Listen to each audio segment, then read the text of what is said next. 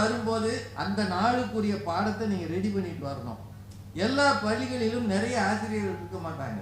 சில பள்ளிகளில் இன்னொரு வகுப்பை சேர்த்து பார்க்க வேண்டியிருக்கும். இது தவிர எம்இஸ்ல நீங்க செய்யணும். இது தவிர அந்தந்த வகுப்புக்கு பாடம் நடத்தணும். எவன் வந்தான் எவன் வரல, இடை நின்றவர்கள் யார் யாருன்னு கணக்கு எடுக்கணும். ஏன் அவன் இடை நின்றான்னு பார்க்கணும். அவனை போய் கூட்டிட்டு வரணும்.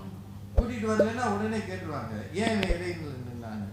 இத்தனை விஷயம் இருக்கு. வீட்டு வேலை பார்க்கணும், பள்ளிக்கூடத்து வேலை பார்க்கணும், பாடம் நடத்தணும். திடீர்னு பார்த்தா பஞ்சாயத்து வரும். அது கிராமத்துல வேலை பார்க்குற அந்த லேடிஸ் பேசுற பேச்சை நீங்க தாங்கணும். எல்லாம் பொம்பளையா புள்ள பத்தியா நீ?